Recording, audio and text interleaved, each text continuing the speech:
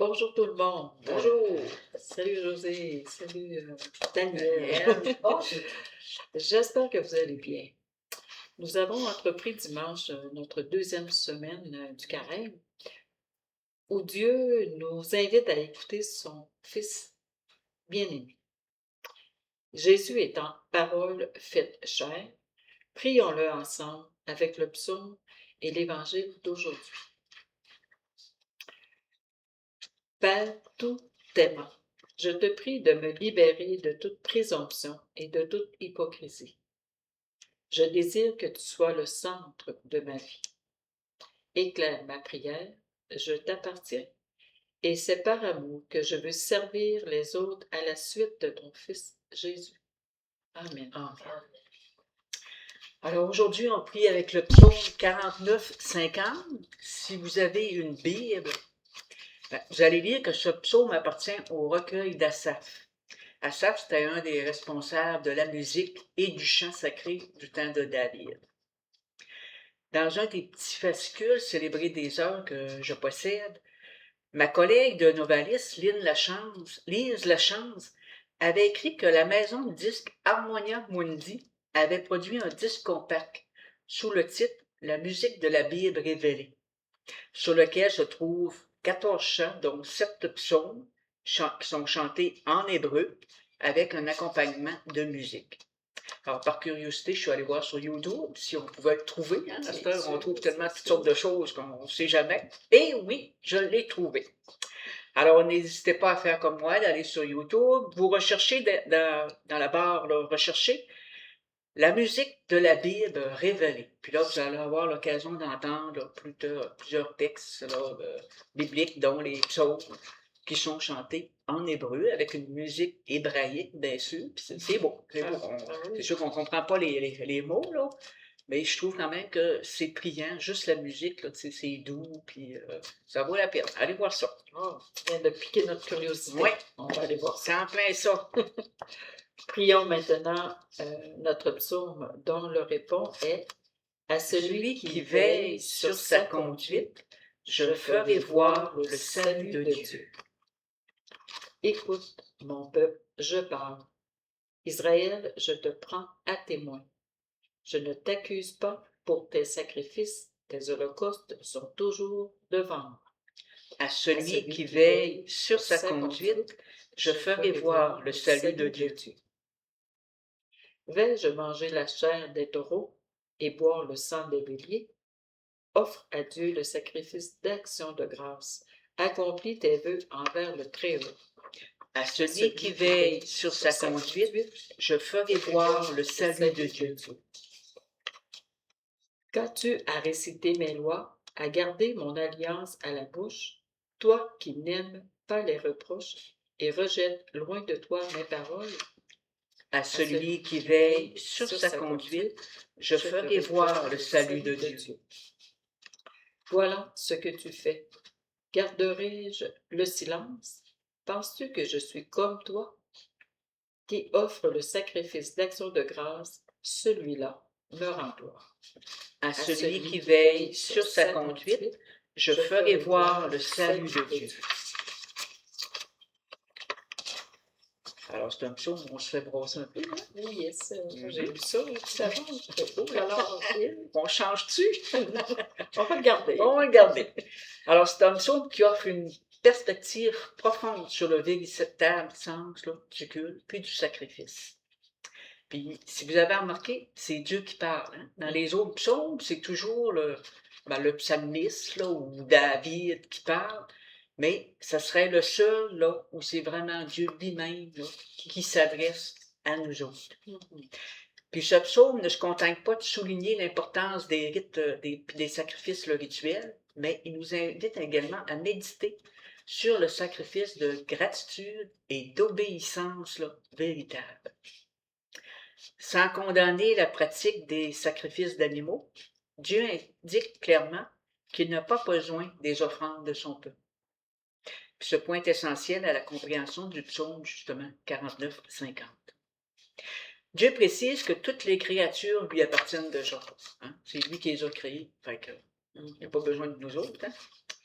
Il n'a pas besoin qu'on lui offre des animaux comme si c'était une nécessité divine. Tu sais, c'est pas un humain, fait qu'il mange pas, là. En tout cas, on ne sait pas comment c'est là, exactement, là, mais je présume qu'il mange pas comme nous autres, 3 repas par jour, puis des petites collations, tout ça. Le problème réside dans le fait que son peuple semble avoir mal interprété les sacrifices. Hein, ils les ont assimilés aux pratiques des nations païennes là, qui les environnaient. Peut-être qu'ils pensaient que Dieu consommait les sacrifices de la même manière que les dieux païens étaient censés manger les offrandes. Alors, ceci est confirmé au verset 12, où Dieu déclare « Si j'avais faim, je ne vous le dirais pas, car le monde m'appartient et tout ce qu'il renferme. » Cette affirmation souligne que Dieu ne dépend pas des offrandes comme s'il s'agissait de nourriture.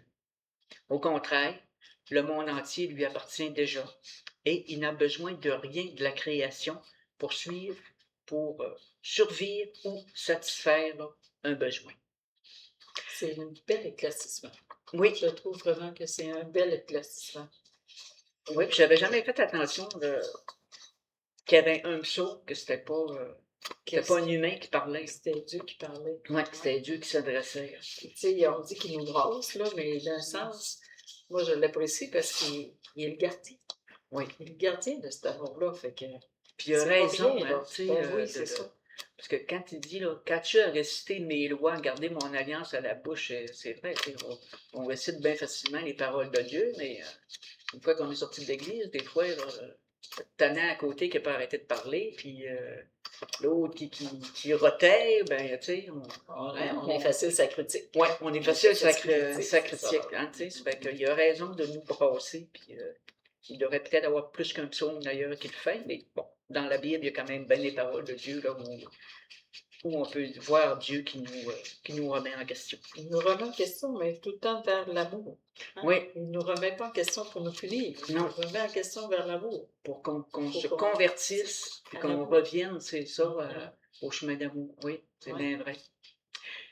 Ce commentaire montre clairement que le sacrifice n'est pas un échange où Dieu reçoit quelque chose dont il a besoin. Les Israélites, en adoptant la perspective païenne, selon laquelle les sacrifices étaient de la nourriture pour les dieux, avaient perverti le sens original du système sacrificiel. Dieu n'a besoin ni de la chair des taureaux, ni du sang des boucs, ou de n'importe quel autre animal, car, comme il le dit lui-même, tout lui appartient déjà. Alors, ce passage nous rappelle que les rituels vides de sens n'ont aucune valeur s'ils ne sont pas accompagnés d'une véritable dévotion et de la gratitude. Alors, c'est des sacrifices, c'est ça qu'on offre, ça devrait plus être une conversion du cœur ou une action de grâce qu'on lui rend. C'est ça. Une demande de pardon que de sacrifier un animal ou il y a eu quand même, je pense, même dans le temps, là, pour eux autres, les Hébreux, tout ça, je pense qu'il y a eu des sacrifices humains aussi. Ben oui. Ben oui. Les païens, encore il y en avait. aujourd'hui. Peut-être bien. C'est la vente des enfants, puis ça existe encore. Oui, ça, là. Oui, c'est vrai. Hein? Et oui. On oublie là, l'amour, c'est ça. Alors, écoutons maintenant l'Évangile d'aujourd'hui.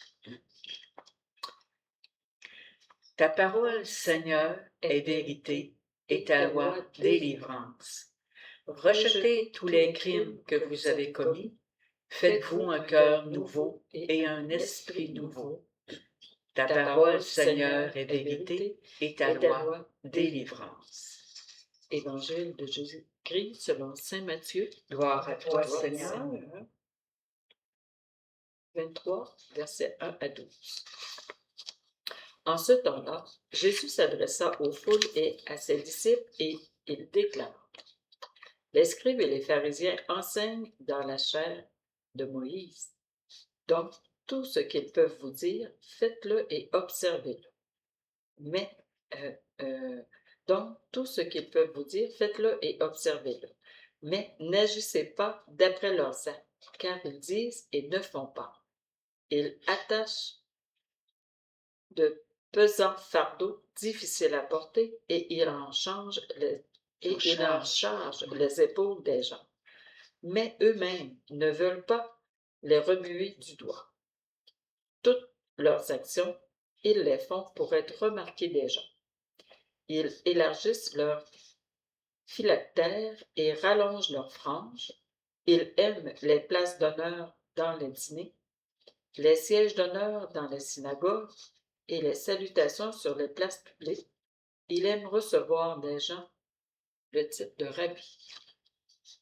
Pour vous, ne vous faites pas donner le titre de rabbi, car vous n'avez qu'un seul maître pour vous enseigner et vous êtes tous frères et sœurs.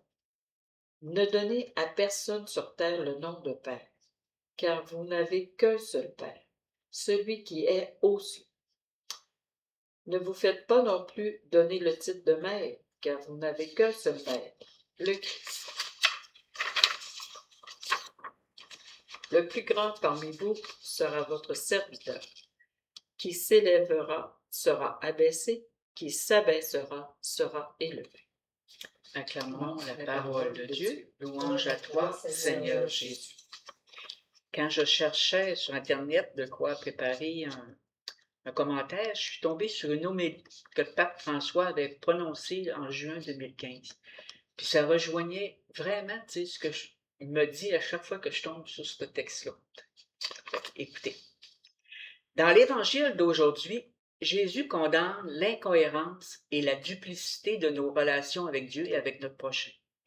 Il dénonce l'hypocrisie des scribes et des pharisiens de son époque et la nôtre aujourd'hui. L'erreur fondamentale, ils disent une chose et en font une autre. Alors Jésus s'adresse à la foule et souligne l'incohérence entre leurs paroles et leurs actes. Ils parlent, mais ils n'agissent pas. Malgré tout, Jésus reconnaît l'autorité puis le savoir des scribes.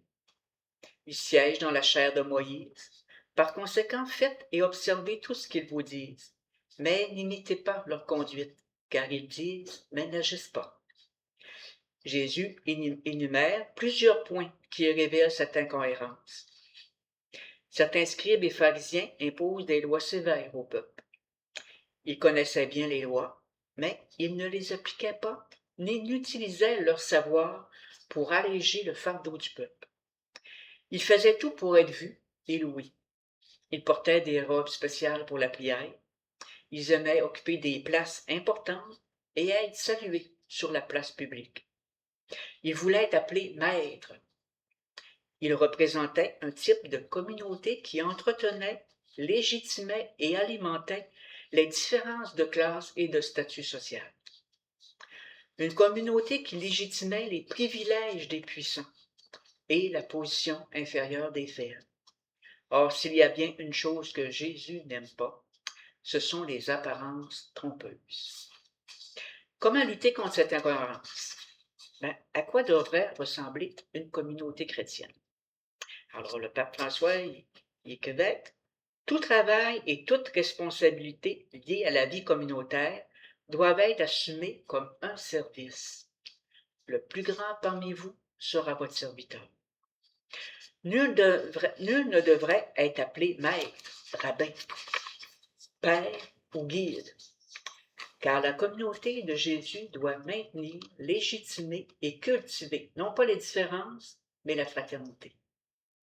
Voici la loi fondamentale. Vous êtes frères et sœurs. La fraternité naît de l'expérience de Dieu, l'expérience que Dieu est Père et qu'il fait de nous tous des frères et des sœurs. Nous sommes tous égaux, alors attention, car quiconque s'élève sera abaissé et quiconque s'abaisse sera élevé. J'arrive au petit point qui me chicote tout le temps. Rabbi, maître, guide, enseignant, père. Ce sont les 4 titres dont Jésus a interdit l'usage. Pourtant, aujourd'hui encore, dans l'Église, les prêtres sont appelés pères. Abbé vient du même mot que Abba, qui veut dire père.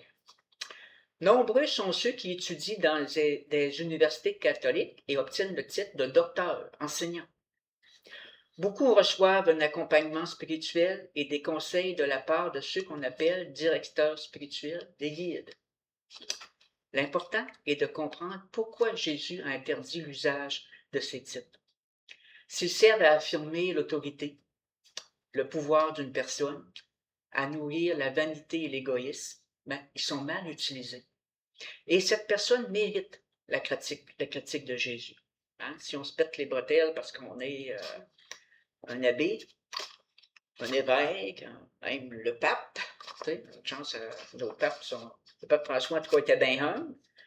Ou si comme directeur spirituel, on pense que, qu'on sait tout, puis qu'on est au-dessus de tout, par l'équivalent de Jésus, de Dieu, ben là, ça, c'est pas correct. Non, parce que, en tout cas, moi, je peux pas.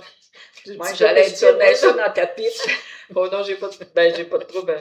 L'accompagnement spirituel, premièrement, on n'est plus des directeurs spirituels. On n'est même pas des guides, on est des accompagnateurs. On accompagne la personne où elle est. Puis l'important, c'est laisser émerger qu'est-ce qui vient de la personne, qu'est-ce qui vient de nous, qu'est-ce qui vient de la personne. Puis l'Esprit Saint nous accompagne toujours, on est toujours à trois. Fait que on essaye d'être le plus humble possible dans tout ça. C'est ça. Alors, comme il disait, s'ils servent à cultiver la fraternité, le service, à approfondir ses qualités, ben là, Jésus ne critiquera pas. Mais si c'est pour nous élever, ben là, par exemple, ça ne passe pas là, auprès de lui. Non, parce que moi, je reviens toujours à l'image de Jésus qui va vers le petit. Mais tu sais, pour aller vers le petit, ça nous prend quand même des connaissances, ça nous prend quand même avoir développé des outils ou avoir, tu sais. Mais en même temps, c'est l'accueillir. Mais en même temps, c'est d'aller avec le cœur. Oui, puis l'accueillir comme il est, puis avec le cœur. Oui. C'est ça qui nous est demandé. Parce que l'autre, il possède ses richesses, il est peut-être plus humble que nous autres, on peut l'être. Et voilà. Si je regarde mon expérience au Chili, les enfants avaient bien plus le cœur ouvert que certains des adultes. Fait qu'on ne peut pas dire qu'on est au-dessus de quelqu'un. On a toujours quelqu'un qu'on pense en bas de nous autres qui finalement est plus grand, qui va nous apprendre quelque chose, puis qui va se révéler plus grand finalement que nous autres. Oui, puis c'est ça, frères et sœurs. Jésus nous fait frères et sœurs égaux dans le partage de chacun de nos forces, puis nos faiblesses, puis dans l'écoute. Voilà. Pape François continuait. Tout cela peut nous amener à nous poser des questions comme celle-ci. Qu'est-ce qui me motive à vivre et à travailler dans l'Église, dans la communauté, dans mon travail? Quelle est mon attitude? Est-ce le service, l'amour ou la présomption et la domination? Comment la communauté, mes amis, ma famille, mes collègues m'aident-ils à corriger et à améliorer mes motivations? Et il termine avec un texte de Saint François d'Assise qui disait à ses frères, « Prêchez toujours l'Évangile, et si nécessaire, aussi avec des mots. Il n'y a pas de témoignage sans une vie cohérente.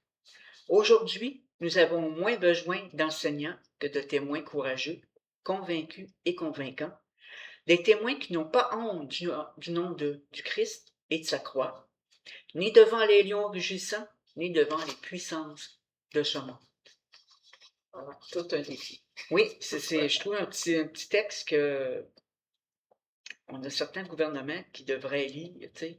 Je trouve que des fois, on dirait qu'ils s'écrasent devant un autre, pour ne pas subir sa colère, puis tout ça. Mais en même temps, c'est le fameux cheminement. C'est le fameux cheminement. Tu sais, quand que ce soit eux ou n'importe qui est dans n'importe quel domaine, si on se laisse déborder, si on se laisse, par raison qu'on veut toujours donner mieux, toujours plus, mais non. Je veux dire, quelque part, on est humain. Il faut reconnaître qu'on est humain. Puis que de temps en temps, il faut dire oui, puis de temps en temps, il faut dire non. Si je m'épuise, je ne sers plus à rien. Hein? Puis le ressourcement, c'est à ça que je veux en venir, le cheminement, le ressourcement, si j'ai plus de temps pour me ressourcer, oublie ça, là. Ça ne peut pas aller, là. Non. C'est le premier pas. On ne peut pas être un chrétien si notre seul contact avec la parole de Dieu, c'est le dimanche matin quand on vient à messe. Ça prend plus que ça. Ouais. Et on ne peut pas être chrétien si on ne vit pas l'amour. Puis l'amour en tout temps, puis si on ne pardonne pas aussi, il y a des fois que c'est pas évident. Puis quand ils disent que le pardon, c'est un don de Dieu, ben c'est vrai, il faut faut le prier pour avoir la force de le faire. Mais on ne peut pas se dire chrétien si on n'a pas ça, l'amour, le pardon, la charité, tout ça, si ça ne fait pas partie de notre vie. On n'est pas des chrétiens de une fois par semaine. J'espère! Non, c'est dans l'agir puis dans la manière d'être. Hein? C'est tout le temps notre manière d'être qui est interpellée. Tout le temps. Puis on peut se tromper, mais heureusement, il nous aime. Il nous aide à prendre conscience puis de se reprendre. Oui.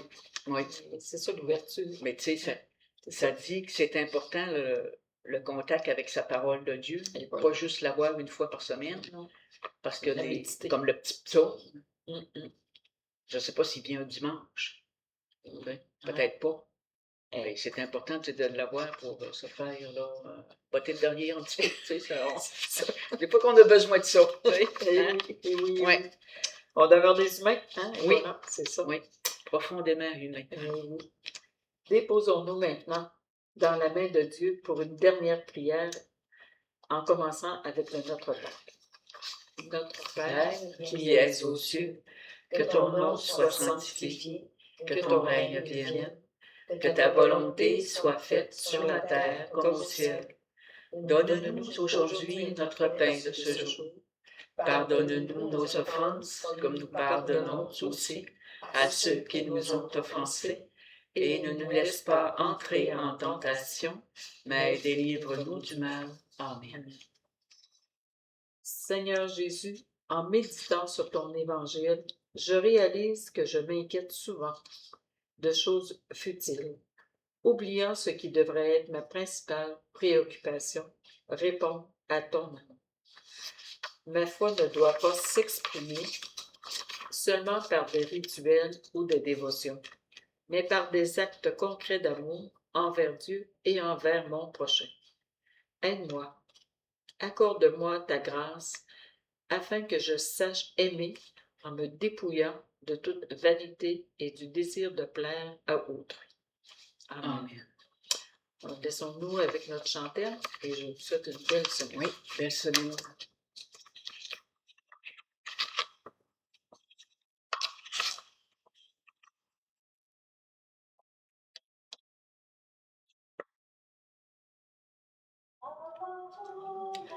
Présence, lumière et vérité, un bouquet de silence qui fleurit dans la paix.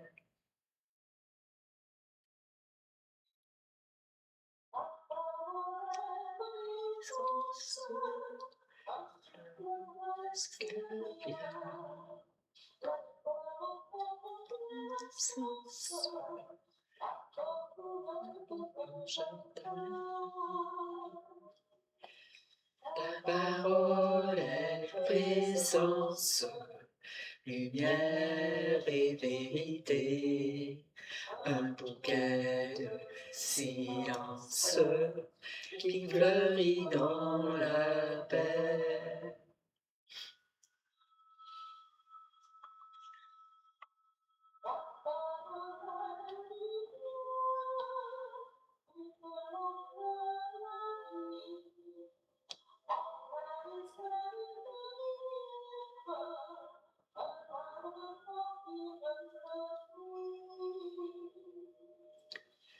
Ta parole est présence, lumière et vérité, un bouquet de silence qui fleurit dans la paix.